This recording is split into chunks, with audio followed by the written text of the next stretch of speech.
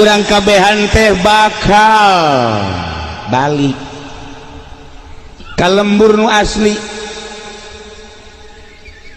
anu urang disupri salila hirup di alam dunia ngumbara titah bebekalan jang ka lembur nu asli nu mantak ieu kiai ngarajakan ngaji bae ge ka umat nu mantak pamarentah ngajakan jujur bae ge ka bangsa nu mantak kolot-kolot urang ngajakan bener ge ka keluarga.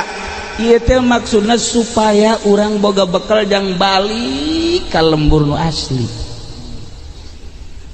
Lantaran ieu urang yakin bahwa setelah urang paeh aya alam barzah, kadituna aya alam mahsyar, kadituna aya alam akhirat, aya sorga aya neraka. Tah ngabangun sorga jeung ngabangun neraka